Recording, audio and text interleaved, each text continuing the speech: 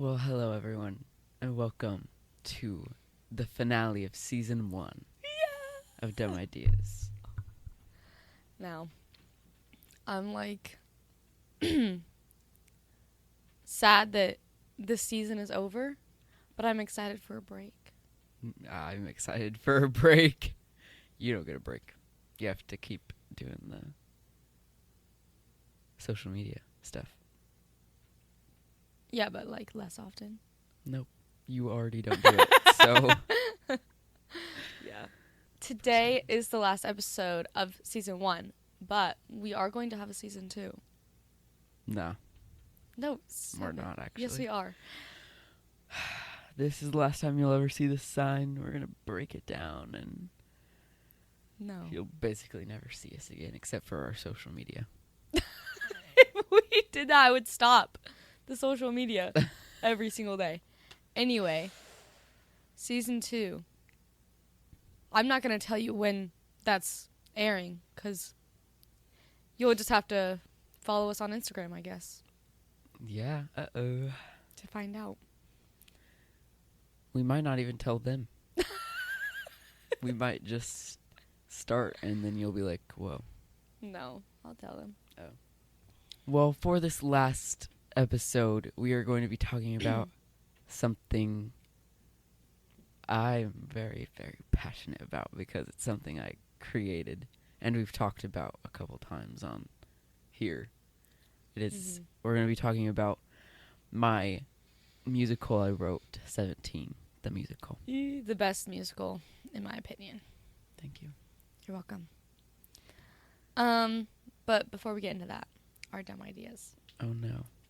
So, my dumb idea... Okay, so I realized I actually don't like that I started it with my dumb idea, because then it sets up my story weird, and then I can't do it right. So anyway, the other day, I was having a sleepover, and I was gathering a bunch of blankets to lay out on the floor for us to sleep on. And so I was getting every blanket in my house. And I was throwing them over the balcony. And I also was holding my iPad so we could watch something on it. And then I threw my iPad over the balcony as well. And then I was like... but it landed on all the blankets, so it's fine. But... Wow. Yeah. Let me think, because I didn't. Come on, it's the last one. Maybe just say something you did a long time ago that's the dumbest thing you've ever done for the finale, you know? I can't even think of that. I think the hardest part is just thinking of the week even. Yeah. What even happened in the week. Another dumb thing I did was triple book myself. I have 3 things going on this weekend all at the same time. Because I always say yes to things before checking my calendar. Because I'm free. I'm not doing anything. You do that quite often. Yeah. And sometimes I have to be the sacrifice because we both know it's going to be fine in the end. Shoot. What end? Death? I don't know. After the triple book is over. Yeah.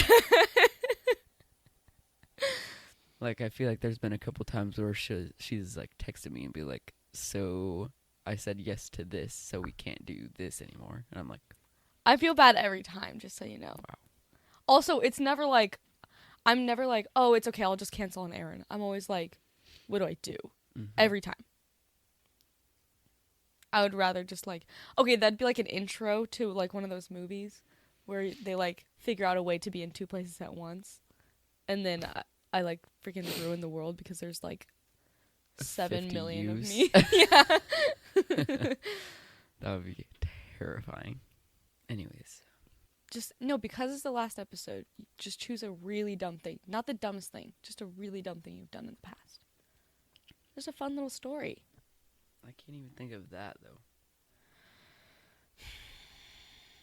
When I'm trying to think of something, I'm not going to think of it. Yeah, I feel that so hard. I'm trying to change my dog's name to Cleopatra currently. I don't think that's dumb. That's just silly. Her real name is Luna, but she gives off Cleopatra energy. So I'm like trying to change her name. Yeah. Yeah. I'm the only one who's saying it so far. But is it dumb that I finished 2 shows in the same day? I mean, I really wouldn't say that's dumb. But it's just something you did. Like, it's just something you did. It's a little silly. I mean, it's a bit of a waste of time, and you don't really get to appreciate the art of the show. Then let's dissect the word dumb. Okay. What is dumb, Dumb, and what isn't? I guess if you... Something that you know better, and immediately after you did it, you knew that, like, why did I do that? Mm-hmm. So I guess that could be dumb. Yeah. It's just not, like, really dumb. It's just a little bit. Mm-hmm. So sure, that works. Yeah. The other day I finished like 2 shows same day. What shows? Euphoria and this new show on Netflix called, I don't know how to pronounce it, but it's like the Dick and Morty. I haven't seen that, like, scrolling, but I haven't really scrolled on Netflix for in a while because I've just been rewatching the same shows. And I actually haven't been watching anything on Netflix recently. Yeah. I've been using every other streaming platform. But ever since then, I've been like in that stage of what do I watch? Oh, yeah, that's horrible. Because I kind of want to watch like all the Pixar movies because I've been wanting to do that. But then I started and then I like didn't want to. Well, let's watch the Watch Star it. Wars movies. Yeah, we could. But we wouldn't be watching them together. We could. Like I would still have to have something else. We could telecast. Or you could watch it. We could just be like on the same But movie. we won't be on the same time. Always. Like I'll be like, yeah, I already watched that. True. Because you I were have at a really work or I have a really something. hard time watching movies. Movies to me are a group activity. TV shows are a by myself. Yeah, I feel that. Cuz I really hate watching movies by myself. It depends on the movie for me. Unless it's one that I've been like thinking about for a while and I've just been like really wanting to watch it, then maybe I'll watch it by Mhm. myself. But that's only happened like once. Like I've been wanting to watch the Pixar movies, but then I don't want to. I also every like summer try to like watch H2O, Mm-hmm. but this is like the first year that I like don't like really want to watch. Like I want to watch it for like the aesthetic and nostalgia, but like starting it, like I'm not like watching. Like I don't want to like be interested in it. Yeah. So maybe you could just like have it playing in the background while you're doing something else. I kind of like that vibe. Yeah. I did that with Stranger Things a little bit ago. Like I just had it playing while I was just doing something in my room. And it's nice. It just kind of feels like good. Yeah. It sounds like fun, but usually when I'm doing something else, I'll like always like pause whatever sound is happening because like I can't focus. Oh. I mean, that's true for me, like, if I'm, like, writing anything or trying to say something. But if I'm, like, I don't know, drawing or crocheting, I don't know, I'm just trying to think of things that I would do in my room, which is nothing. All the things I do that isn't, like, watching TV or that's it requires, like, no sound or... Yeah, that makes sense. You're a very, like, that kind of guy. I don't know how to explain it other than what you just said. Like when I'm not watching TV, I'm writing or I'm editing or I cannot edit with anything going on. Like, if there's something happening, the editing is going nowhere. I'm re-listening to the same clip 50 over and times. over again and not doing anything to it. Yeah. Or I'm not alone. I just realized, so we're both very creative people, but in very different styles, which we already knew this. But, like, my things are very, like, I do drawing mostly is the main thing that I do. Like, drawing and painting, I feel like, you know, they go hand in hand. There's no words involved. Mine's very, like... Visual, yes. And yours is very, like, thought process.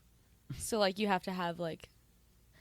That makes sense. And I always knew that, like, I know that writing takes, like, a lot of... You have to be inspired and you have to have an actual idea.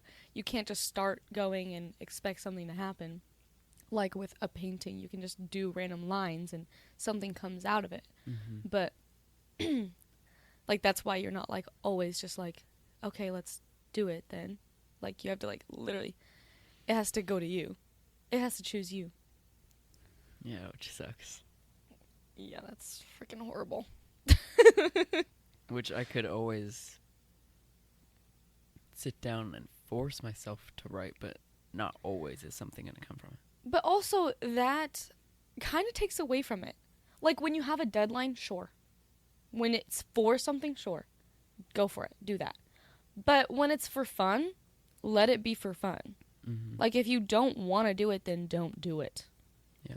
And that's how I am with my art, and that's why it takes so long for me to get anything done. Because I'm like, if I'm not feeling like I really want to do it, I'm just not going to. So I have a few unfinished projects. Yeah. I have a lot of unfinished projects in writing. And that's okay. One day they'll be finished, maybe. Yeah. And then it'll just be, like, super awesome that it's finished. And you can, like, actually really appreciate it better because you just put love and fun in it. Especially if it's not your job. If it's supposed to be your fun hobby, don't make it stressful. Yeah. But I want it to be my job, so... Yeah, but it's not yet. It's like it doesn't have to be stressful yet. But it should be now. But not... Because I want it to be, so it should be, like, more prominent. Yes. So maybe, like, want to do it more. I don't know. It's a tough situation. Yeah. Art's about being creative. Nice segue into the actual topic. Because we're talking about writing. Yeah. 17. So, when I first heard about 17, I don't know where I was going with that. Okay. So... Acting like this is just like a normal review. Yeah. This is an insider review. Okay. So... That's the right wording, right? Insider? Probably. Because I'm the insider. You are the insider. I'm the creator. Yeah. Your name's going to be up on... The marquee. What is that? The thing with lights. With the words. Okay. Yeah. Your name's going to be up there. And it's going to say 17. Written and directed by... Do you want your full name or your... Or do you have a stage name? I don't know. To be determined. I don't know if I want a stage name or not. Well, I know... You could. Kind of like Joe. How, like, you know who he is, you know? Yeah. And it's not like he's not like Hannah Montana, you know? But it's just like a way to separate his two things. So you could just have a fun, like acronym or something just to separate the two things. Yeah. You know what would be fun? Instead of having a name, you had like a symbol that was you know? Interesting. And it's like kind of secret, which goes against everything I just said. But it's like it's like written by, and then it's like a little like symbol, but sort of in a signature way, not in a company way. But sort of like maybe it's like a hand-drawn symbol because it's like you signed it. That's kind of fun. Yeah. I would want that. You just have to think of something unique enough to where you wouldn't find it anywhere else, really. Yeah. And if you did, you're just like, oh, that has my name on it. Yeah. You know, whenever you said the first time I heard about 17, that made me think, like, when was the first time I even thought of the idea? The origins. So what? I'm going to interview you. Okay. Welcome it's back. So good. Oh. Welcome back, friends and family, to our show, Insider. Just kidding. That's a real thing. Yeah. Inside Look to 17. That's what this show is called. So there's only one episode. So today we have our guest. Then people couldn't say your name. It'd be like, we have our guest, Circle and Square. Like, okay. So, do you remember what made you think of the idea? Oh my gosh, that's such a good question. By the way, we don't edit our show, so anything you say will be aired. Okay. Let's see. The very first draft of 17 was like years ago. If I'm the interviewer, then I can't like have input on the story. I'll just interview you for a second and then we can dive deeper or something. Or do you want me to not have input? I don't know. It's up to you. Well, why don't you talk a little bit about that first draft for a minute? Whoa. There's been so many drafts of 17 that I don't even know if I can remember the first one. I think it started out as just a normal, like, it was just about teenagers. Mm-hmm. That's all it was about. Like, it was just about teenage drama, teenage angst. And... Which is funny, because were you a teenager when you wrote it? Mm-hmm. Okay. Young teenager? Yeah, I was like, I don't know, 15? We idolized the age 17. So, of course, all the characters were 17. Yeah. Because 17 was the age where everything started going where you want it to go, I would think, as like a teenager. Yeah. It's like, this is where it's going to start. Because you're not 16 and you're not 18. Mm-hmm. Like, you already can drive. Mm-hmm. You know, You're that's starting it. to figure out what you want to do in life before you And- have to actually make the decision. Yeah, and you're not, like, an adult yet. So, Yeah. you're just, like, that You're nice. as the oldest kid you can be. Yes. And it's quite nice, actually. Yeah. But I'm working on de-idolizing that age. Especially Yeah. since I have surpassed it. Mm-hmm. So, I would like to be happy about the age I am now. Yeah. Let's move on. When you wrote the show, final draft, not first draft, Okay. did you have an idea of who you wanted to play each character? I had a set cast in mind just based off people I knew. Mm-hmm. Because I wouldn't say any of the characters were based off these people, though. Like, I just had, like, an idea of certain friends, I was like, they would be really good in this role that I'm creating. And so, yeah, I had a sort of set cast in my mind, but not. I didn't expect that cast to go anywhere. Did you did that stop you from doing certain things with these characters? Yeah, actually. I actually, to be honest, wanted to do a few more things with the two main characters, but I wasn't sure if we were to ever perform it in that time that one of those actors was going to be able to do certain things. Right. Because we were all kids. Yeah. We weren't all adults making our own decisions. Yes. True.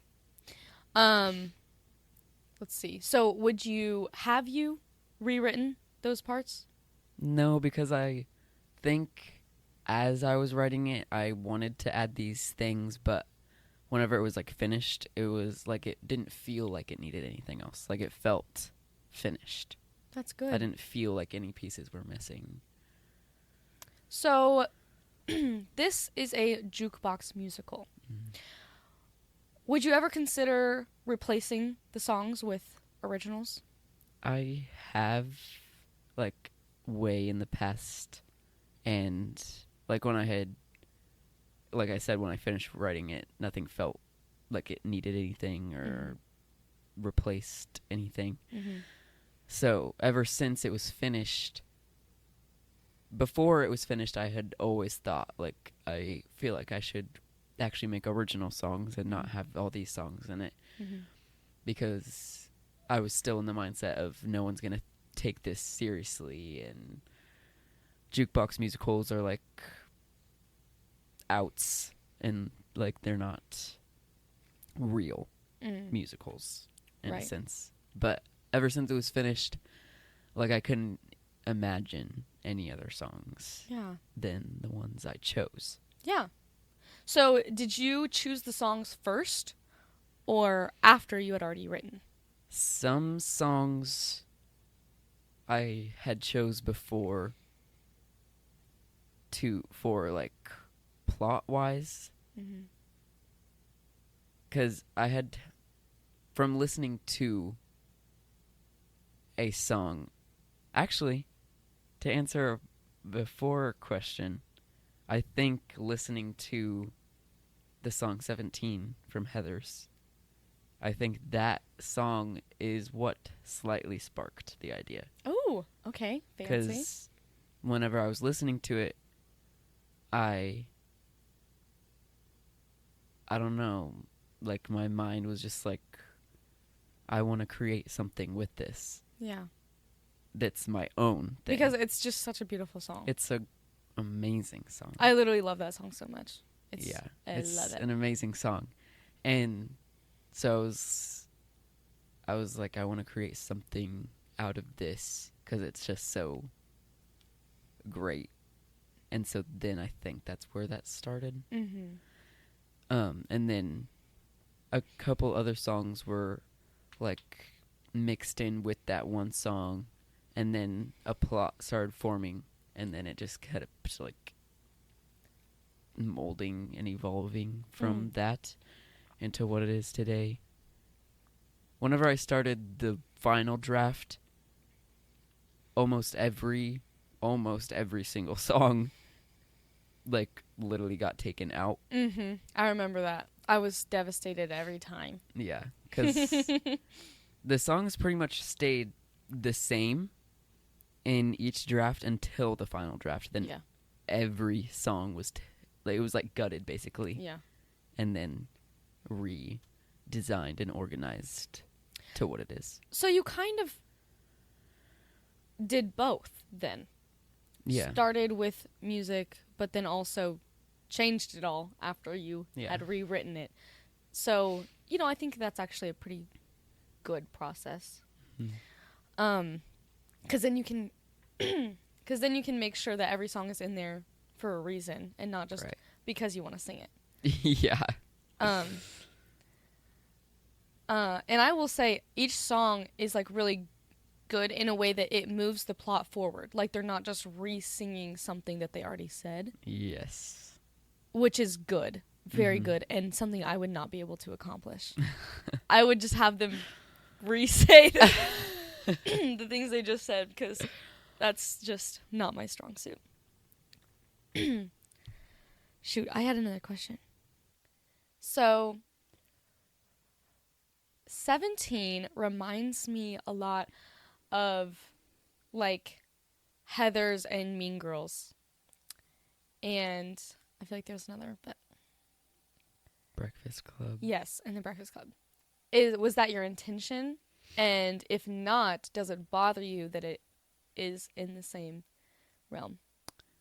I think originally when it first came about, that would have bothered me because I didn't want people to think I was robbing or stealing ideas from other things, which I was. But now I think, of course, it's going to remind people of those things because certain songs from those things are literally in it, for one. And every story gives off an energy. I don't think I'm sure there's a few that like are like, this is only that. But almost everything else, like, oh, this gives this mixed with that, and like a little bit of this mixed in there too. So like, it's not like art isn't, I don't know. I feel like if you create art, you shouldn't be upset if other people find it so amazing that they want to create something from your own art. Yes. Because that should be almost like a flattering goal. Yeah. Honestly. My parents always told me that whenever my sister would copy me. They'd be like, she's just doing that because she thinks you're cool. She likes what you're doing, so she's doing it. She's doing it too. And I used to absolutely hate it. I mean, everyone does. But, like, I get it now. Yeah, like, that is, like, was doing that because she liked it. Yeah. And I also believe that there's no such thing as an original thought. So, someone, like, 100 years ago could have thought of the exact same thing. Yeah. And it's not like you're copying each other. You're just thinking of it, too. So, like, copying is kind of a hard thing to get around. Yeah. Also, the earliest thing I ever learned about art is that everyone steals stuff from other people's art.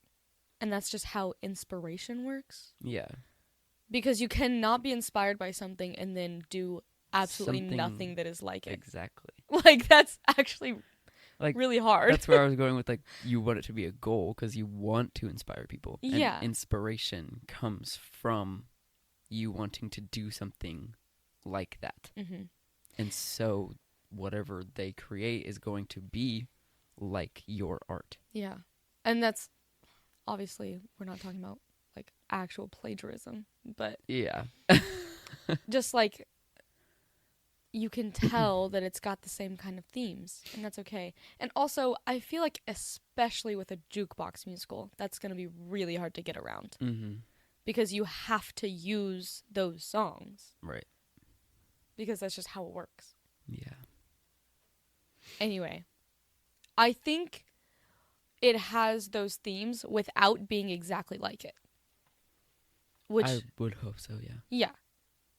Because, yes, you're using songs from Heathers, but I would say only the dynamic is Heather-like. And same with Mean Girls because it has the exact same dynamic.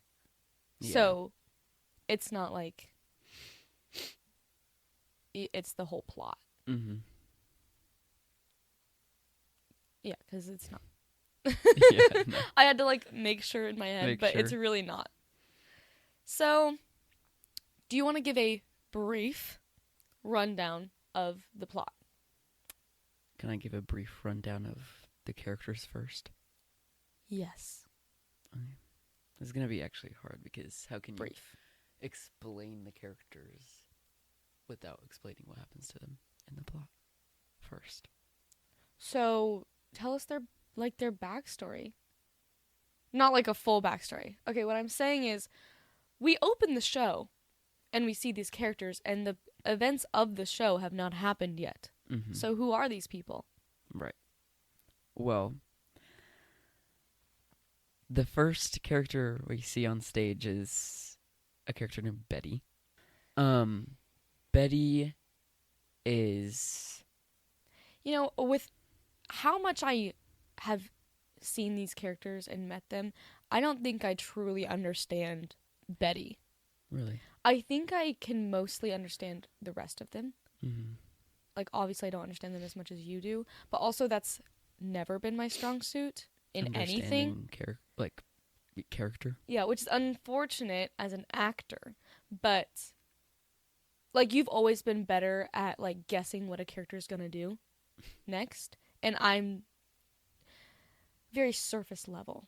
Mm-hmm. I feel like, and you're like, yes, but they're more than a 2D character. You know, she's not just a bad girl. Mm-hmm. She has morals and she does things. Yeah. But Betty is the character I know the least. I think out of anything ever. Wow. Like, I really don't. Well, let's see if I can help you. Oh, but that's not to say anything about your writing. That's just me. Yeah. Like, no, not Betty paying attention. Betty is a very preppy girl. She isn't like a goody two-shoes, which a lot of people think she is who have read the script. I think that's her biggest misconception, is her title before she was named, or at least like the description is good girl. Mm-hmm. But she isn't like a goody two-shoes. Actually, I don't think that's her description. I think it's literally preppy girl, which also people take as goody two-shoes. Yeah. She's a preppy girl. She's very outgoing and has bubbly characteristics, but she isn't like a bubbly person, if that makes sense. She's not always happy and like always like, but everything's gonna be okay. Yeah. Like, she's very much kind of a stress head a little bit, I'd say. Okay. She isn't perfect, which I also feel like people would think she would be. Mm-hmm. And she doesn't show perfect, and that's why I think a lot of people are confused Yeah. by her. Yeah. Because she gives off that she would be perfect, like straight A's, perfect everything, because she gives off that kind of perfect preppy energy. It's But like that's what she wants you to think. Yeah. But she just really But hasn't made it. she isn't that way at all. She, literally, one of her first scenes is saying that she's like behind in everything in all her school. Yeah. But as you can tell in all of her lines, she's very aggressive in a way, actually. Like, she doesn't hold back. She doesn't like hold her perfect self, which maybe she wants. So she just kind of has like no filter? Yeah. Or maybe she... I think she wants to be more perfect, but she just can't not be herself. Okay. That's okay. I feel like I kind of relate to that a little bit. Mm. Yeah. So that's pretty much Betty in a nutshell. And then the next character we see, I believe, is Veronica. And she is the quote-unquote bad girl. Okay, wait, hold on. Pause. You should show the viewers your jacket. Oh. Yeah. This is a Letterman jacket that says 17 on the back, if you can see that. I don't know if it's wrinkled or not. But it's It was a gift for my birthday. Yeah, my birthday from Anna. Like, probably the birthday after this was finished written, right? I don't know, but it was the year that we were really making it a thing. Yeah. Or you were really making it a thing. Mm-hmm. It's more of like a director's gift. Like, obviously, this isn't like a costume piece because the Letterman jacket isn't going to have 17 on the back. It's going to have like actual name and number. But Yeah. Also, that's what the is on the cover. What is that called? Like, it's not. I feel like it's not an album cover. The poster, yeah, maybe. like the Pretty sure it's just the cover. it's on the cover of the musical. That's just what it looks like. Yeah. Anyways, Veronica. She is. I think she's almost the opposite of Betty. Like, See, that's where I think it gets confusing for me, because you just told me that, well, like, Betty is kind of like has no filter, you know, like she's just like a little bit mean. I don't remember what you said. You didn't say mean. I don't Aggressive. think aggressive. I guess Veronica's not like aggressive, but like she's not the opposite of that. That's why I said she's almost the opposite of Betty. Okay. She gives off a mean girl, I don't care about you, like I'm gonna like cut you with my knife, kind of like Wednesday Addams vibe. But she's not a mean person unless provoked. Right. She's not coming at anyone. She's stays in her place. She has her morals. She has her, like, what she thinks the world should be, but she's not trying to change anyone. She's not trying to make everyone be in her world.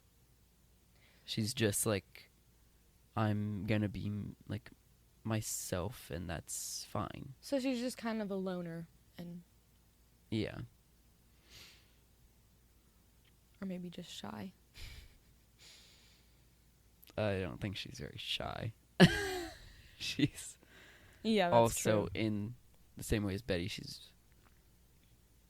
can be like aggressive, and she stands up for almost everyone. Yeah. I'm trying to actually remember, because now I'm like, whenever I say anything, I immediately, whenever you re-say it because I'm wrong, then I remember what. Because the first time she has lines, she's standing up for Violet. Yes. I'm gonna stop saying stuff. Okay. So, Okay. Next person. Next person is Violet. And Violet is, I would say, the main character. Yeah. Like, why is that a question? Because we don't only follow her. It's not only her on stage. It's not her that we're not seeing this world through her eyes. That's what a main character is. Oh, okay. We follow She the has main the most character. screen time. Stage Yeah. time. This is very much an ensemble cast, if Okay. kind of. She has the most songs. For Yes, sure. she sings the most. She has like 7 songs. Solos. But yeah, she is her character changes the most. I would say. She starts out as a very anxious and shy girl who is in love with her best friend's brother.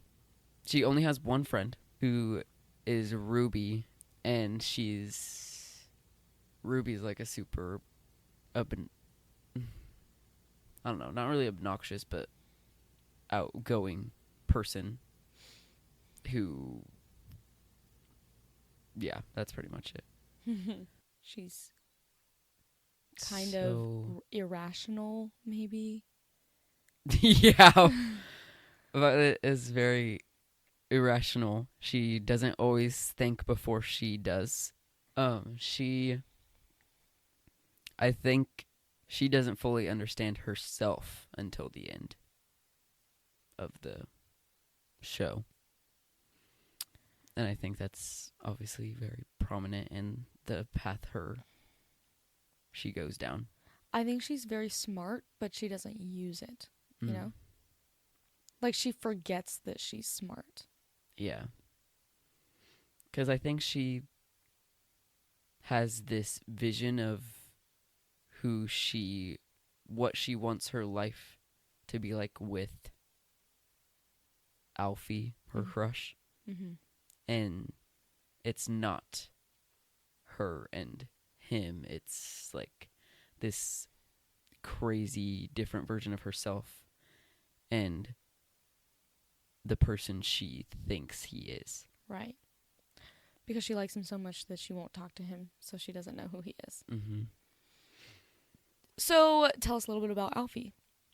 Talking about that, is Violet literally me?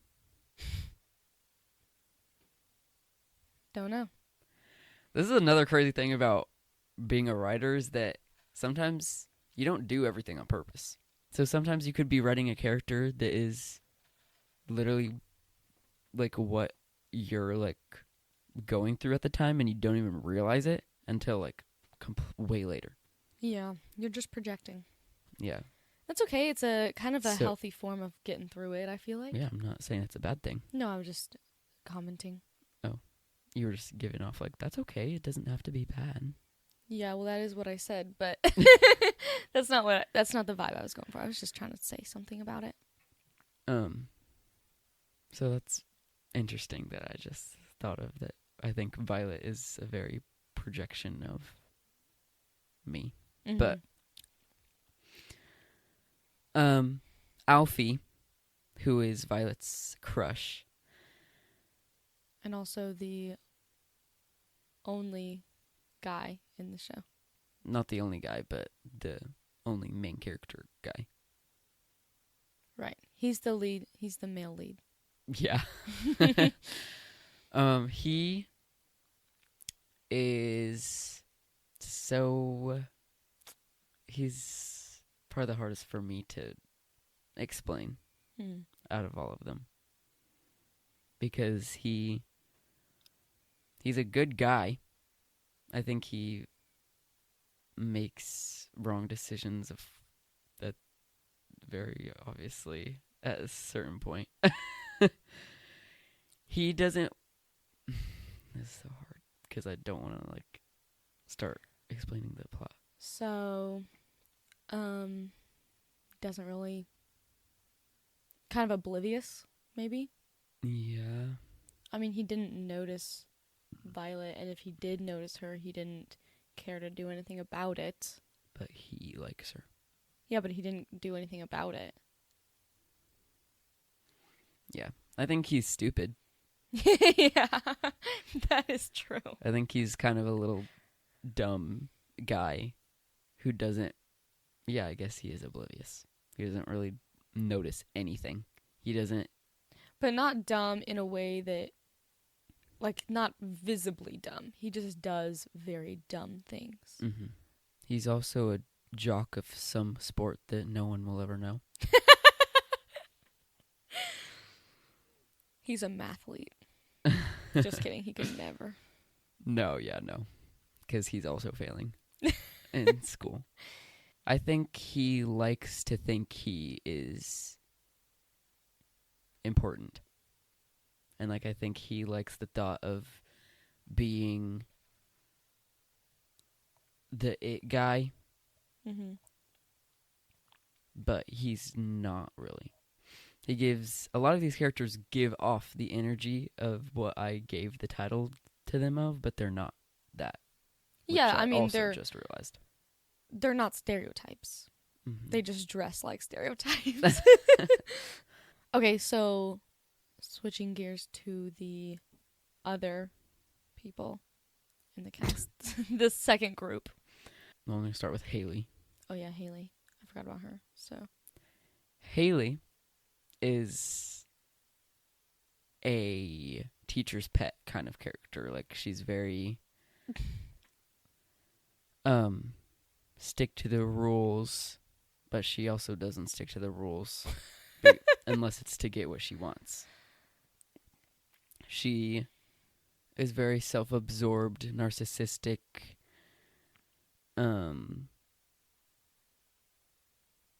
She's annoying.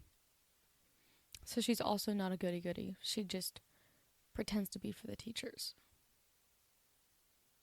Yeah. Or she just is a goody goody. She's just not a nice person. Oh, yes. Okay. She does everything by the book, but not the nice things. So yeah, that's pretty much Haley. She's just kind of an annoying teacher's pet girl who no one likes. And then I already talked about like Ruby. She's Alfie's sister. She's Violet's best friend. And she's just kind of an outgoing girl who likes to have fun, but her best friend doesn't. And so that is unfortunate. Very unfortunate. Then we have Chris. She's a very live in the moment person. Yeah. Ruby's very live in the moment.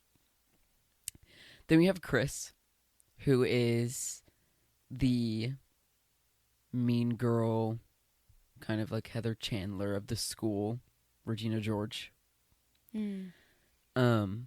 She is queen bee around everywhere. She's mean, she's cruel, she's only cares about herself. Any quality a mean girl has, she has it, basically. And that is that. Then we have Heather, her sidekick. Heather is Chris's best friend. She knows all her secrets. She kind of gives off Gretchen Karen from Mean Girls, but combined. Like, you would almost think that she's like the ditzy, like, dumb, blonde kind of character, but not, like, none of her lines are that way. I actually hadn't thought of her that way at all. Really? Yeah.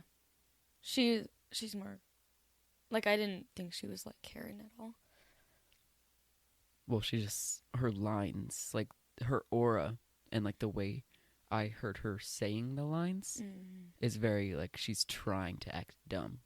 True. It's not like every time I read it, like, I read it the way that I read it. Mm-hmm. I'm not reading it the way that you intended for it to be read. So that makes even more sense as to why I don't get it. I think Heather, like, in the beginning is very, like, sweet to everyone. Mm-hmm. Like, you almost feel bad for her for being friends with Chris. Mm-hmm. You kind of are like, I hope she gets out of there. Yeah. I don't know. Heather's a deep character, as we'll get into. And that's pretty much all the kids. Then we have Mr. Suitor, who is like the main teacher. Yeah, he's actually a lot bigger character than I think of him ever. Mm-hmm. He's just like a guy that has a line. Yeah, no, he's very important to the plot. But he definitely has more than a line. Like, yeah, he's in quite a bit of the show, actually. Mr. Suitor is the teacher. A creepy teacher who is kind of a pedophile. That's it. Kind of. Not really kind of. Just pretty much. Then Mrs. Glass, who's only in like 2 scenes. She's another teacher. She's just a teacher. And that's it. That's the whole cast. Yeah. That's all the main characters, all the supporting roles. Anyone who has a name is that. Zach Oh, Shore. yeah, Zach Shore. He has a name, and that is all he has. Yeah. He doesn't have any lines, but he is mentioned like 3 or 4 times. Yeah. He's just like that extra person. Wait, I was just now watching a compilation from, I can't tell you what show it was, but like on YouTube, of every time someone mentioned like a character that you do see, but she's like a total side character, like she's like an extra, but like anytime they need something crazy to happen, they're just like, I bet it was that girl. and she's like this crazy party animal that's like always drunk. Oh, wow. I think it was Pretty Little Liars, actually. Mm. And she's just like a character that is basically just a name, but you do see her like 2 times. Yeah. So that's kind of silly. Zach Shore is iconic.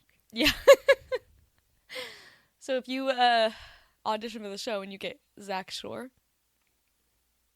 What's the Mean Girls title of him? Shane Omen. Okay, good. Because for some reason I was It's like the same name. Yeah. It's not. And I was like, I didn't just use that name. That's awful. Yeah. That's awful. No. So that's the rundown of all the characters. That's good. So we're going to start kind of telling you the plot a little bit. If you want to save it for one day, this is on like a big stage, click off. It will be. Because spoilers ahead. Okay. I'm not interviewing you anymore. Oh, okay. The interview has concluded. Thank you so much, Circle in a Square, for joining us today on an inside look on 17. Thank you.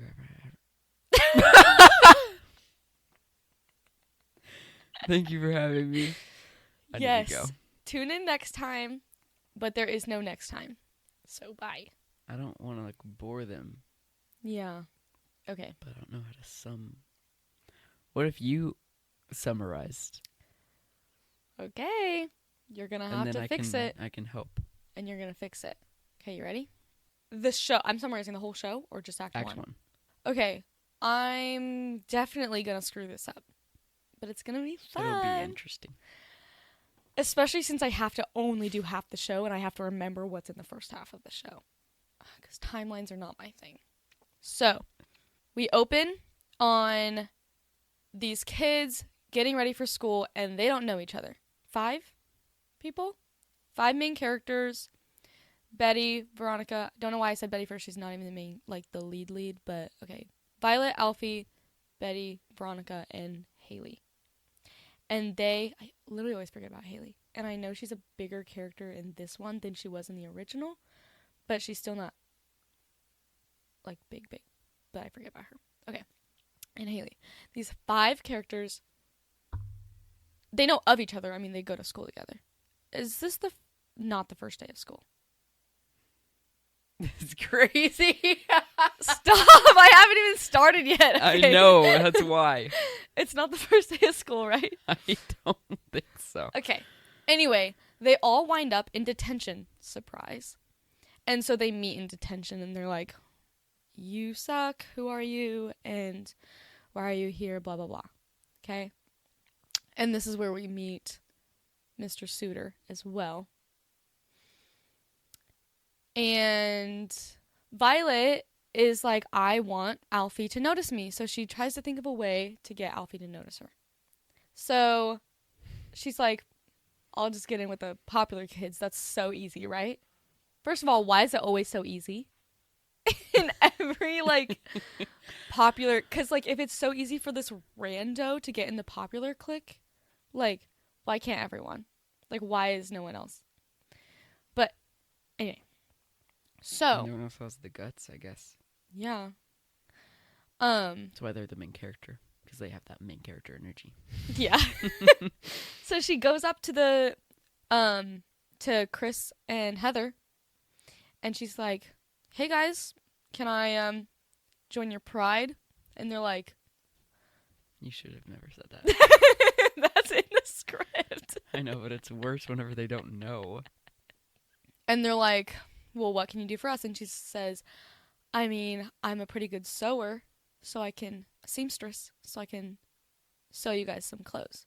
Original clothes. And they're like, bet, let's do that. And then they become besties, but fake besties. Oh, shoot. And now she has this fake sense of confidence. And so next detention time with all the main five, she stops all the fighting. Yes. And then they sing a song. Turn up the music from Lemonade Mouth. That's the only song you're going to mention? Yeah. What was that squeak? I squeaked. Okay. That's the only song in the show. Anyway. Then they're like a little bit more friends, but they're not like friends. They're just like not hate each other. And then they leave. And then You're skipping some stuff. Then after detention, Violet and Alfie, like, Alfie stops, like, Violet from, like, leaving, and then they talk, and then they, like, sing a little song of love, and then they kiss. And then Violet is, like, oh my gosh, it's working. Being a popular girl. oh yeah, before they kiss, she's like, you don't even know what you're doing. And then he's like, yeah, I do. And then they sing the song and kiss. But then Violet gets like a ring-a-ding from her phone, and it's Chris. And she's supposed to be like meeting up with them. So then she's like, oh my gosh, I gotta go. And then she runs away. Mm-hmm. Oh yeah, but then Alfie's like,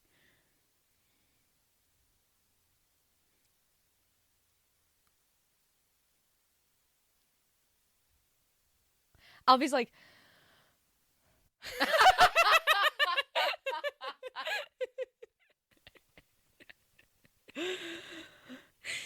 Is that when he sings Don't You Dare? no! Does he even sing that song? Yes. Okay. What does he do? But then, why does Alfie not want Violet? Oh, because Alfie's like, don't go with Chris. She is evil. And why does he know that? Because he dated her. Dun, dun, dun. They were in love. Not really, probably. But they were dating. And Chris ruined his life. And so that's why he's not popular anymore. But he still thinks he is, I guess.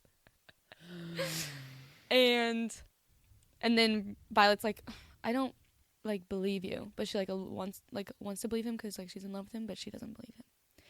And so she leaves anyway and goes with her. And Alfie's disappointed.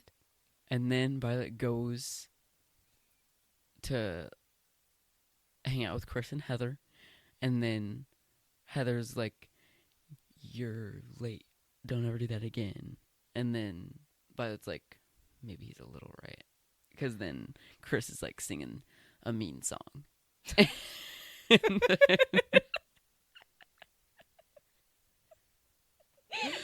Like The World According to Chris. yeah, kind of like that song. Asking you if that's what song it was. Yes, it is that song. From Carrie the Musical. I don't know if we should have been like saying all the songs. Not all of them, just when they're like necessary. Don't look at the script, that's cheating. Oh, okay. But then we might say something wrong. They won't know. Then, oh yeah, and then they're at. Tell me, give me a hint.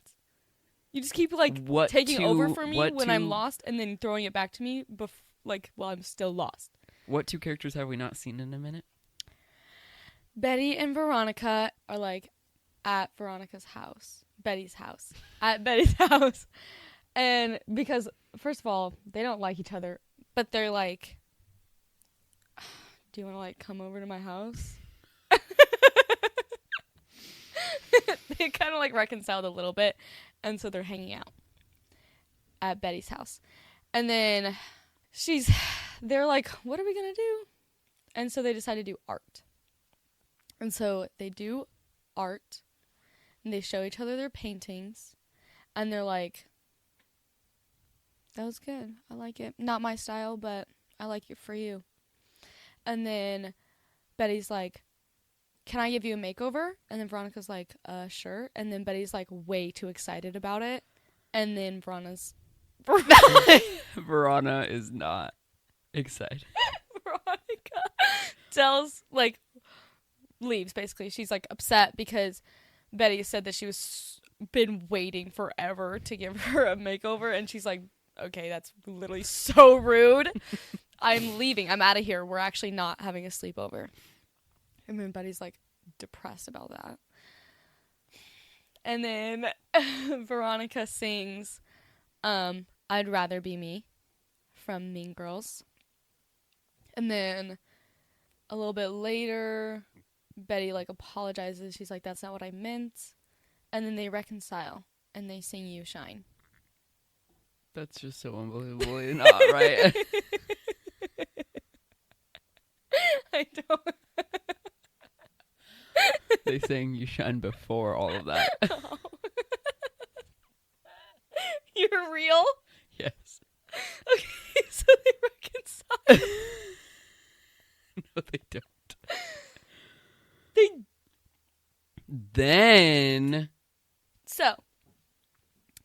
Then they're all like in detention again, I think. And they're like, what is that rank smell? a few plot things happen before that. Before they notice this smell. A few plot things happen before.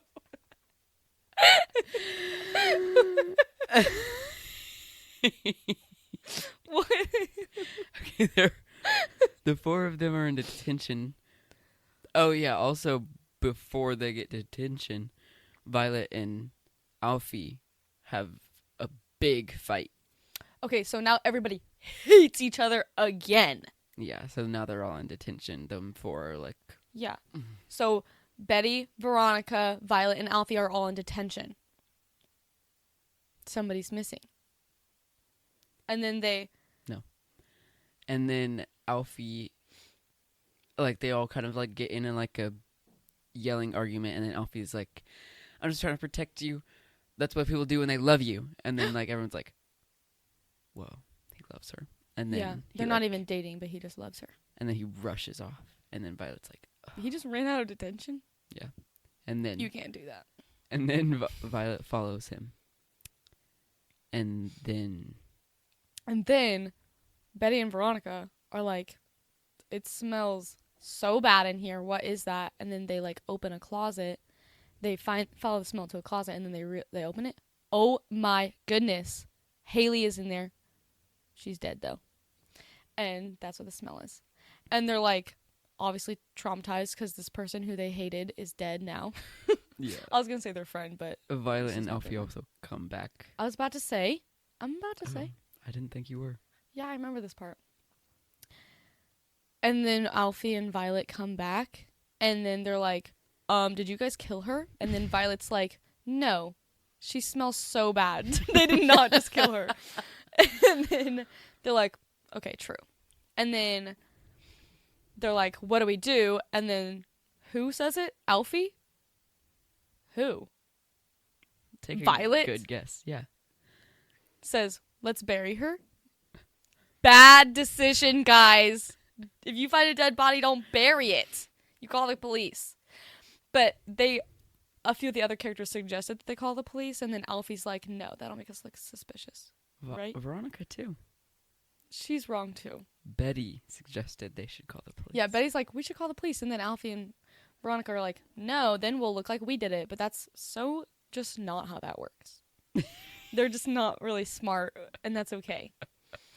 But then they're like, let's bury her. And then they all reluctantly do it. And they're like, and somehow Alfie knows everything that they need. Or Violet knows everything they need. It's Alfie, right? I was right the first time. He's like he's done it before. So they bury her. And they're like, and then Alfie's like, we need to never, like he's done it before. We need to never speak again. We need to burn all our clothes and go our separate ways. We were never friends. We never, like, this never happened. And it's easy for them to pretend like they don't know each other because they're all still mad at each other and hate each other. So, yeah, and then they don't speak of it. And end of Act 1. Intermission.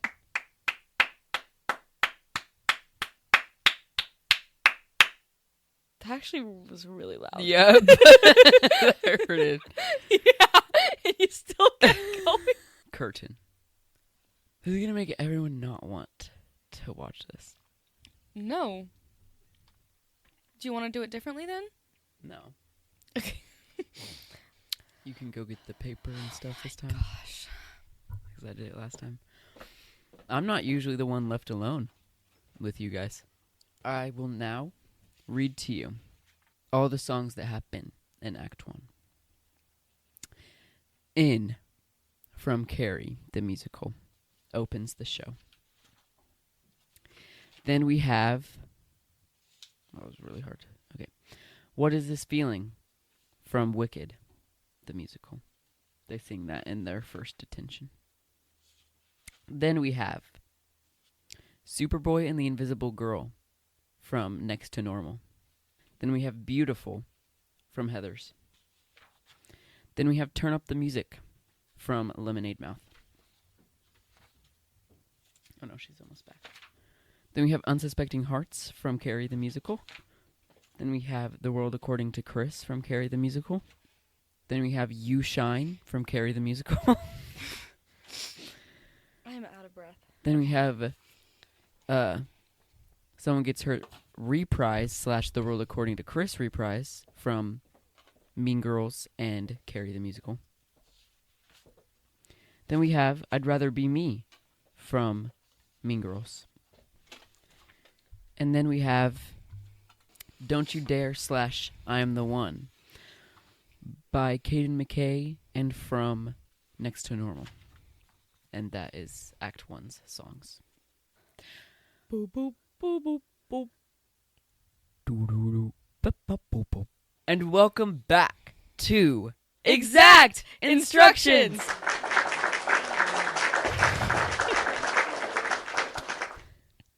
Now, in this weekly segment, one of us is drawing something secret, and the other person has to draw it using the exact instructions. So you can't try to guess what they're doing. Like if they explain draw a circle on the top half of the page, don't guess that it's a sun because it might not be a sun. Mm-hmm.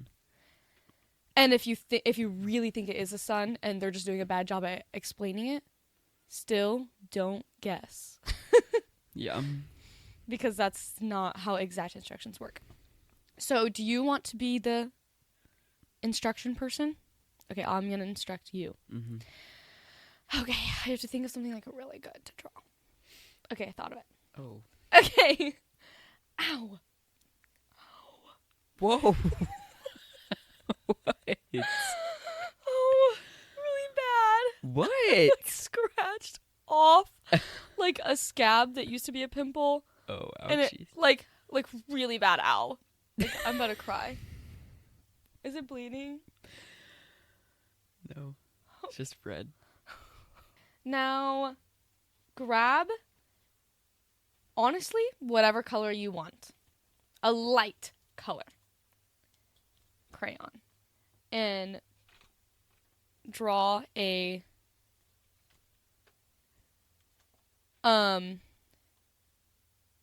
the bottom half of an oval in about the center of your page.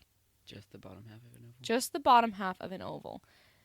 And it can be a little more like of a pointy oval or a round oval or a circle. Why would you say that after I... Okay. Now grab a blue. And actually, you guys should follow along with us at home. Yes, please. And then comment your creations in the comments. Of what it turned out to be. Yes. Okay. So, with your blue, now... Or send it to us on our Instagram account. Yes, DM us. DM us, please.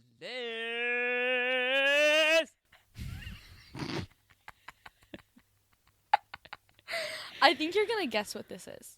Okay. I think you already have like a pretty good guess of what it's going to be. Okay. With your blue, draw, okay, squiggles, circly squiggles on the top and sides of your half oval. Okay? Like on the top of it? On the, like above it, touching it. Like as if there was like a line there? Yeah. I know what this is going to be, and I don't even think it's going to like turn out exactly right the way that I'm picturing it, but that's okay. Because I'm like have to like modify it to be easy to explain, I feel like. Now, grab a green crayon. Okay. This part is what's going to give it away, I think. For what it's going to be. So maybe I'll wait on this part. Oh. I'll wait on this part. Don't look. I'm not. Also, I can look at yours. But I want it to be a surprise because I bet it's going to be funny. Okay, so now grab a red crayon.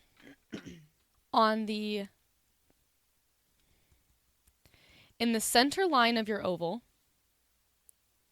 Okay. In a horizontal center line. Okay? Don't draw it.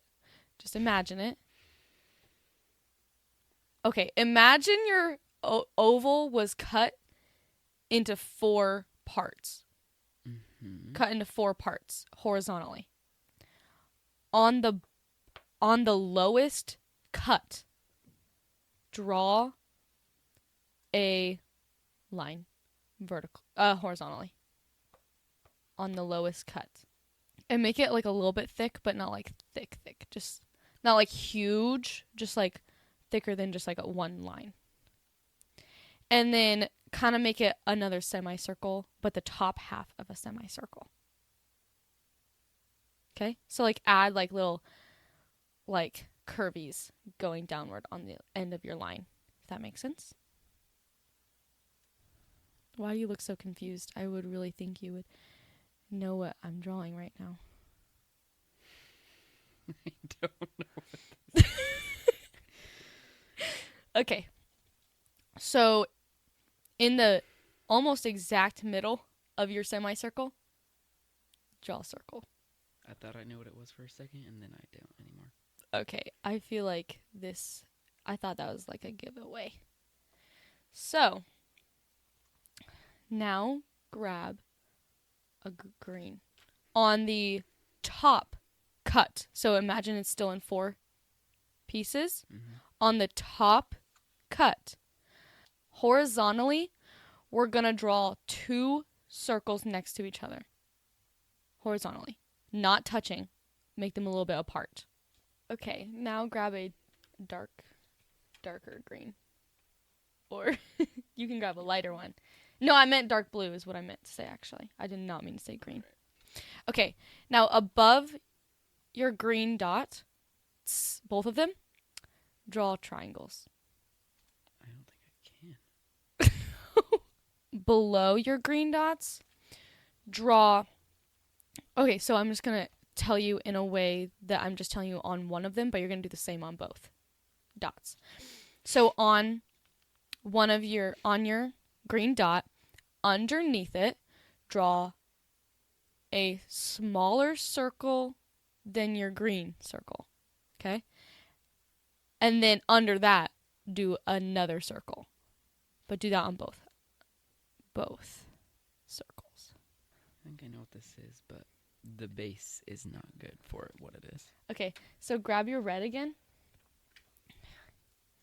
And on the left and right side, so both sides of your oval, do like a little like scribble on both sides. Now grab a dark green. Above your blue scribbles. Oh wait, I chose blue. I don't know what color you chose. Did I say blue for you too? For the sides? Yeah. You literally said, no, get a dark red. No. Sorry, not those scribbles. Your circle scribbles. Your So circle. just the circles under the green circles. No. That's around your semi-oval. The swirls? Yeah. Your Yeah. swirly things. Above that, touching it, draw a triangle. Touching it like it's sitting on top of it. And color that in however you want. Like you can just color it all the way, or you can do like a little design on it. I don't care. It's yours. Okay. Now, we're almost done. We're nearing the end. I know what it is, and I can't even think of it. Okay, now grab your red. Okay, now, underneath your semicircle, make a little, like a rectangle under that. And then, underneath that, we're gonna make, draw a horizontal line going from a little bit past the bottom of the rectangle all the way to past the other side. Okay? Touching it? Touching it like it's one with the bottom line. Okay? But we're just extending the line of our rectangle. Okay, and from the points of those, go down, like a down line. Okay, that's it. I don't really know how to explain this any further. Okay, you ready?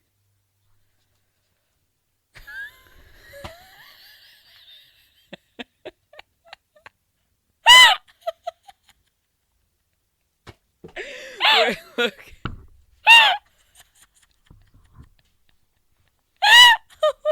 Wait, can I have this?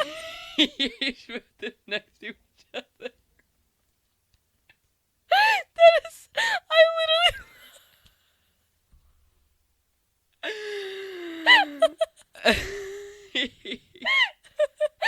love that so much. So much more. Oh my gosh. Wait. Is this the mouth? You never said to put the circle under. I mean above it. I said in the middle of your oval. Semicircle is what you said. You didn't say in the middle of your oval. I literally cried so much. Because you were calling the mouth the semicircle, and you said, and now put a little circle in the center of your semicircle. And so I did. This is my favorite thing I've ever seen, I think.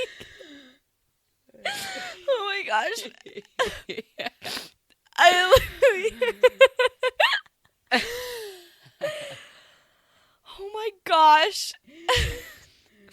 That is beautiful. I wish I looked like that. After these, I thought maybe it was going to be a bowl, and I was going to be good. Like a bowl of fruit. I forgot to say that the oval was vertical. A vertical oval. That is better than I could have ever imagined you drew that. Oh my gosh. That is amazing.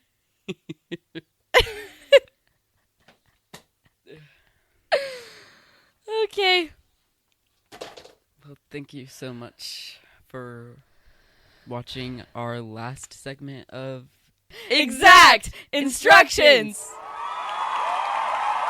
And We will be back with it next season. Yeah.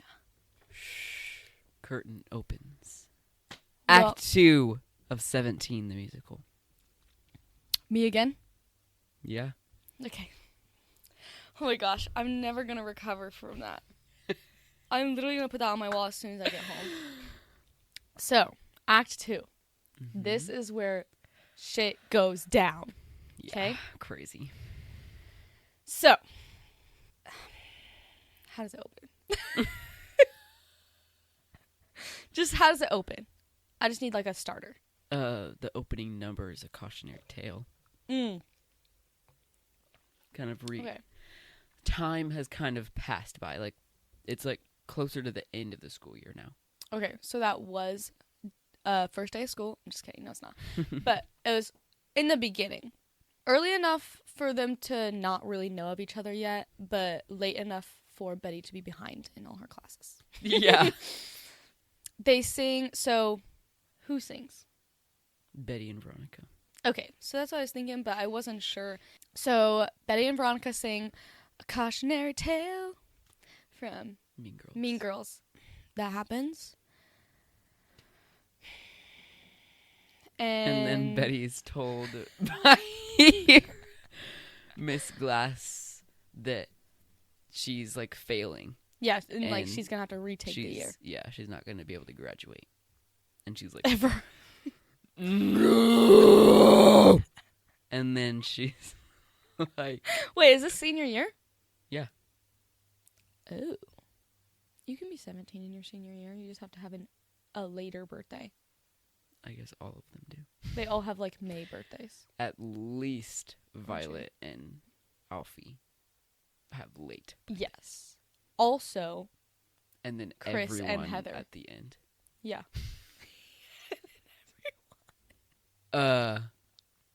Then she kind of has like a senior year crisis. We missed a very big plot point in Act 1. What? In Act 1, Betty overhears Mr. Suitor and Haley. Oh, yeah. I was just kind of glossing over that because I was trying to go like faster at the beginning. But like I did remember that happened. Yeah.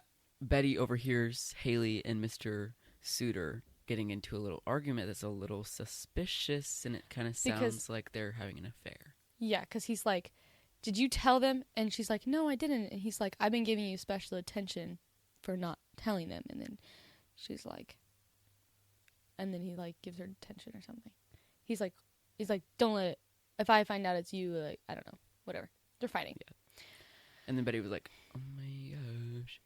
And so now she's kind of having like, Oh yeah, she like thinks of the whole plot. So she like has like guilt as she's having this crisis. and then And she she's has like, an I epiphany. might know who did this and like what happened to Haley. Yeah, she's like, I know what happened to Haley actually, and so she goes to Veronica, Mm-hmm. and she's like, and then Veronica's like, shh, we don't talk about that, and she's like, yes, we do, because I can prove it wasn't us who killed her, even though we buried her.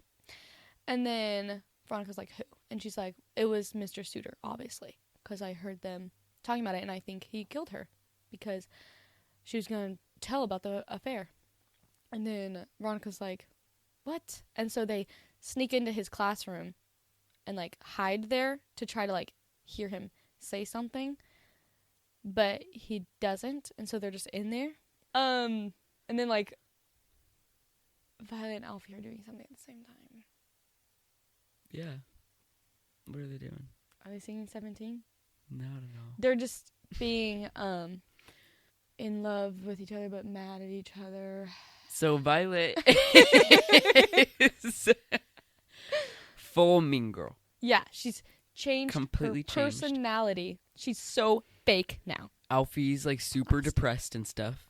And Ruby is like also really sad that she's like losing her best friend. And Ruby like tries to talk to her, but she's like, sorry, friends just like grew apart. Like we were never actually meant to be best friends, I guess. And then Yeah, if you're gonna act like that. And then Ruby's like you cannot do this. And then they sing Apex Predator from Mean Girls. Cool song. And then Ruby convinces Alfie to try to talk to Violet because maybe he can like get her like to come down. But it doesn't really work. But then Heather hears them, Alfie, and sees Violet talking to Alfie, and she's like, "Oh, you literally can't talk to him because Chris will like actually murder you." And she's like, "No, she won't." And then Heather's like, "Yeah." And then Violet's like, "Oh my gosh!" And then that's she's like, the minute. "Oh, no, minute." I was gonna say something, but then I was like, "Shoot, I'm interrupting you," and then I stopped talking. And then Violet's like, "Alfie was right this whole time. She's really mean and stuff." That's what I was gonna say. That's the minute she realized. Okay. And then Violet's like, "Come into this classroom," and that is also where Veronica and Betty are hiding. Yeah, for and Mr. Suitor. They're like talking to each other, and they're like Betty and Veronica. They're like, "What did we even think was gonna happen?" And then they hear footsteps, and they're like, "Oh, hide again!" So they hide, and then Alfie and Violet are in the room. For some reason, they went in there Because Violet's like, "I believe everything you said, and I'm so sorry that I was the worst ever in the world."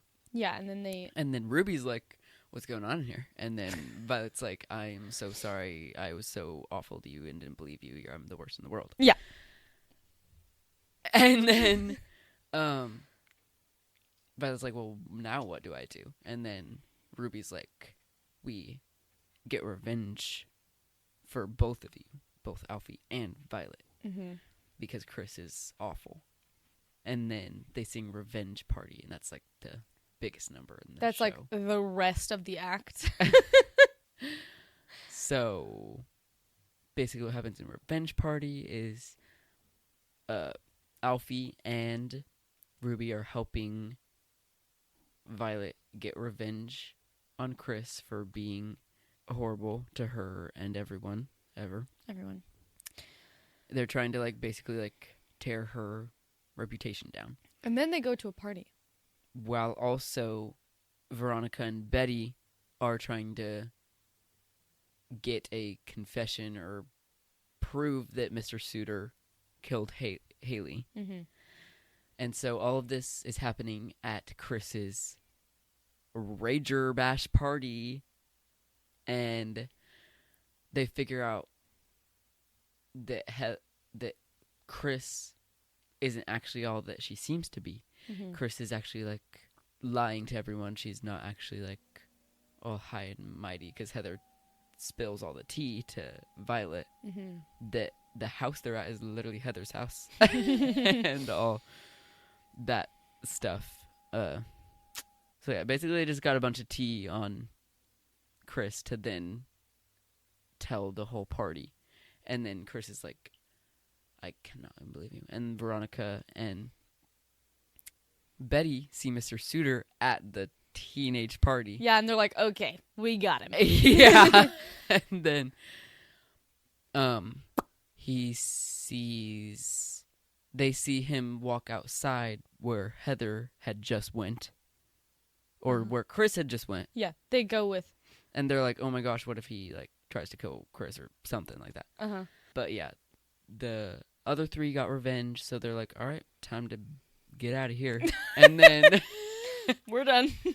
Except Chris did make a very suspicious comment before they left, which was, "Watch your back on Monday, Violet, because you are literally dead. I will murder you." And then Violet's like, Chris says that? Yeah, Chris says that.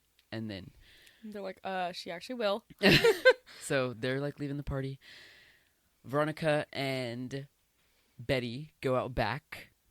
Now you can take it away, because that's just like the most confusing part of the whole show. So yeah, thank you. Okay, so you stopped in a worst spot without prepping me for what you're actually about to say. They like see where Mr. Suitor and Chris went, and they're like, "Wait, we didn't see Mr. Suitor walk out. We didn't see Chris walk out. No, who do they find? Out back. Wow, you don't remember? Veronica and Betty go out back, and they find Mr. Suitor's dead body. Oh. Yeah, okay. They find Mr. Suitor's dead body, and they're like, oh my gosh. It wasn't him. It was actually Chris, because Chris was in there with him, and she killed him for some reason. Mm-hmm. We don't know why she did that. She just did. And then they're they're trying to figure out why she did it. well, yeah, that's what I'm saying. Like, mm-hmm. they're like, let's go figure it out. So then they go, and they're like, oh my gosh, who's she gonna murder next? Violet, for sure. So then they go to tell Violet, and then she's like, yeah, I know. And they're like, no, she's like, serious. She's going to kill you. And she's like, what? No way, really? And then Heather sings a song.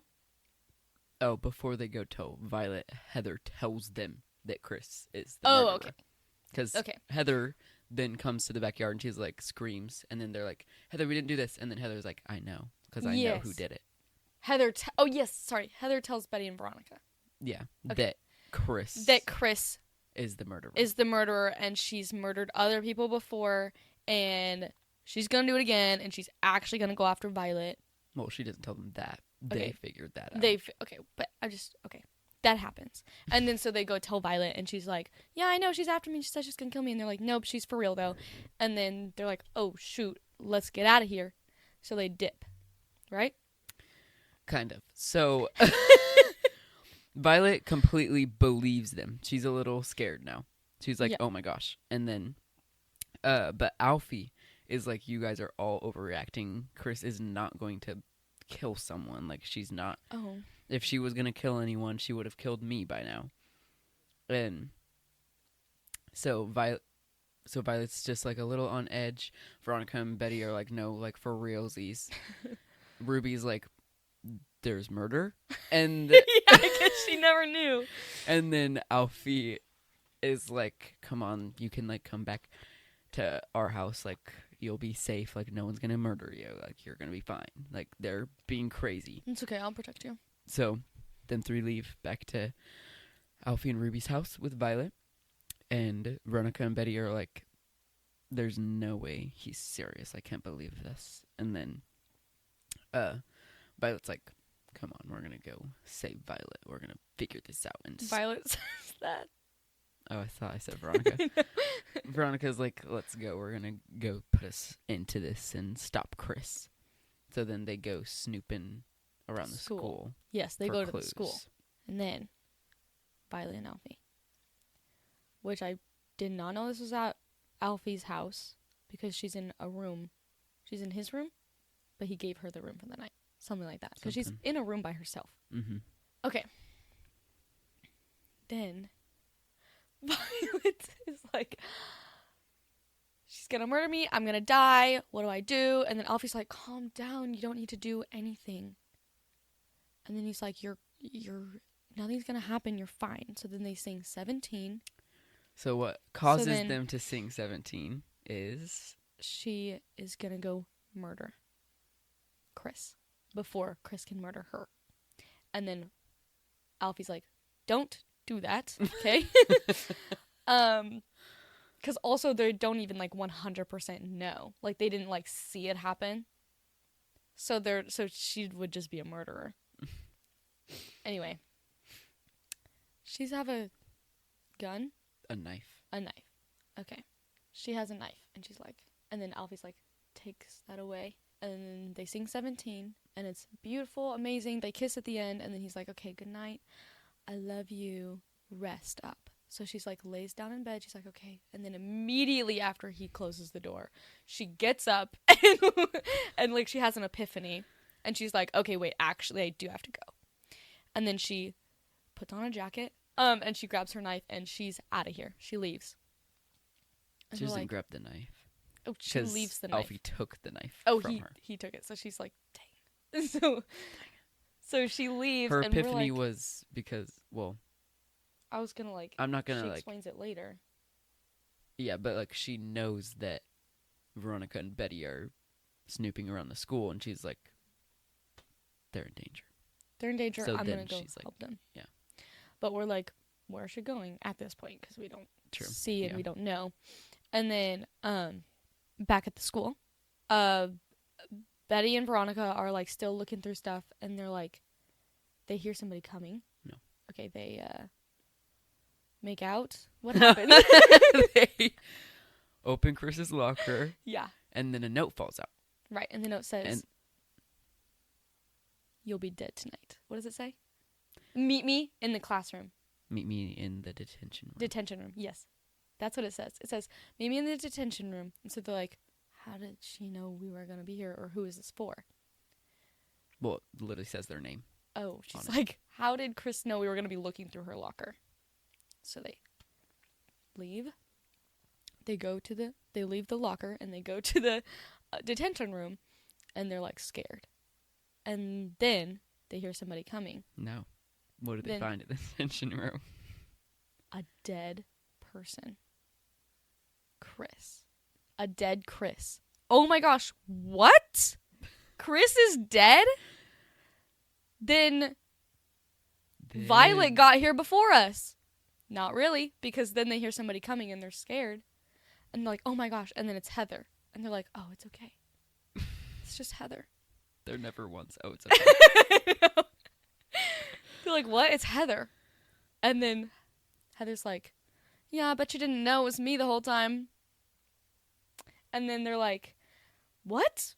You? That doesn't make sense. You said it was Chris. And then she's like, yeah, duh.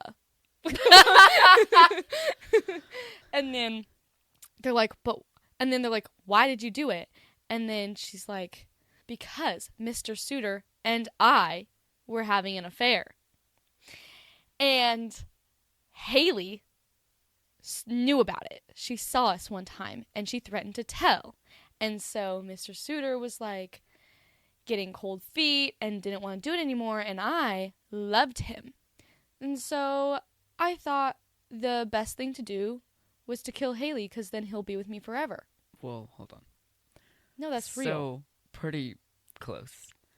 Haley found out, and then Mr. Suitor started giving her good grades and Mhm. like gave her like special attention in school to keep her quiet. But then another teacher came to him and started accusing him of things. So then he got cold feet, cut it off with Heather. Yeah. Heather got mad, thought Haley blabbed, and killed her. Oh, okay. I thought, okay. And then Mr. Suitor was like, okay, what? Why did you kill her? That is not what I wanted. And she's like, what? I thought it was what you wanted. Mm-hmm. And then he's like, well, get rid of her. And then so she sticks him. No. So she puts her in the his office. The detention The detention rooms, room which closet. is his classroom. Yeah. And for him to deal with. Because she's like, you're going to deal with this, right? This is your problem? No. I think I remember that. That's where she hid him, and then she Hid was her. like, yeah, that's where she hid Haley. And she was going to And- deal with her later. But But when she came back, she was gone, so she just thought Mr. Suitor took care of her. That's what happened. Okay. And then she's like, okay, well, all's well that ends well. she's like, all right, well, my job. Yeah, Done. and then so she's like, let's be in love again. And then he's like, no. And so she kills him too, because she's mad. And then Chris... Well, it's a little deeper than that, but yeah. Well, yeah, but... And then Chris finds out or saw them or... Yeah, so at the party, Mr. Suitor was coming to tell Heather that he's like turning them both in. Oh, yes, yes. Heather's like, absolutely not. Boom, shot him dead. Yeah. And they're like, how did you not hear the gunshot at the party? Because Chris screamed. Because Chris got a drink like splashed in her face and Yeah. she like screamed really loud. So she screamed at the same time, so nobody heard the gunshot. But then after It's a Chris's really loud big scream. like anger burst, she like rushes out back, finds Heather and Mr. Suitor. Chris is like, oh my gosh, what? And then Heather's like, murder you too. Yeah, because there can be no witnesses. And now she's stuck in an endless cycle because more and more people are going to find out. So even though she wanted Betty and Veronica to find Chris, I guess, because she told them to go there. Well, she knew that she was gonna...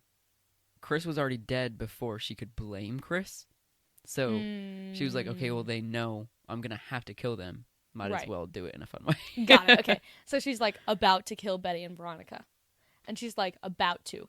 And then you hear a gunshot. Except you're like, oh my gosh, who died? And then Heather falls to the ground. And standing behind her is Violet. She did it. She solved the whole thing also at the same time. Whenever she had that epiphany. That was her epiphany. And she's like, oh my goodness. Yeah. And so she, nick of time, saved them. And they're like, oh my gosh. And then, I don't know what they do with them. Probably tell the police or something. I don't know. Probably bury them right with Haley. And then they tell Alfie, I guess. Alfie and Ruby noticed that Violet was missing. They come to the school, and Alfie and Violet have like a moment where like Alfie's like, I'm so sorry, I didn't believe you at all. Mm-hmm. Like switching the roles because yeah. And then Violet's like, it's okay.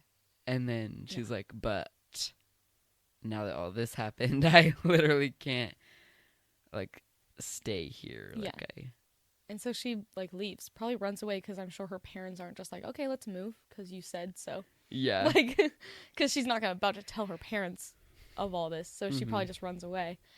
And then, but before she can leave, they have one final finale together, and they sing the last song, Beautiful Reprise. Is that what it is? /17? No, Wicked Little Town is their last song.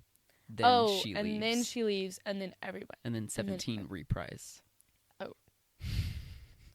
I just thought it was both of them together, Beautiful /17. It is. It's the finale of... Okay, so I was... But it's called 17 reprise. Okay. And then these 17-year-olds are traumatized forever. And just live on. Yep.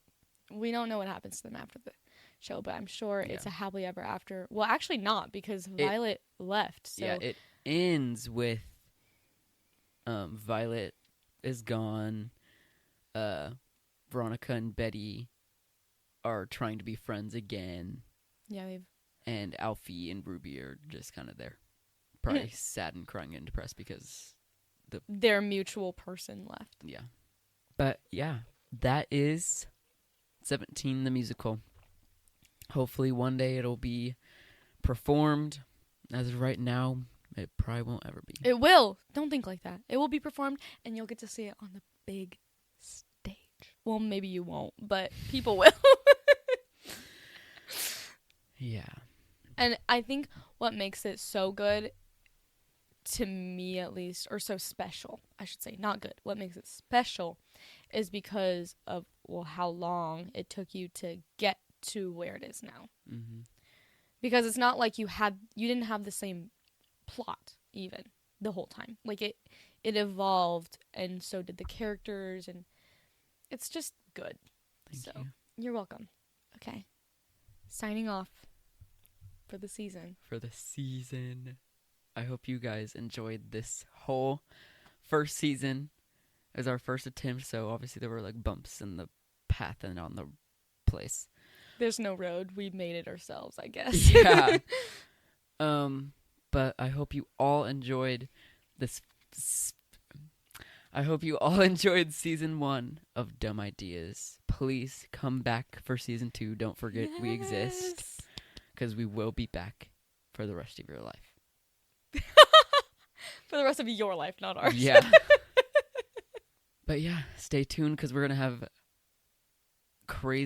a lot more crazy episodes. We already have some planned for season 2. We're thinking bigger.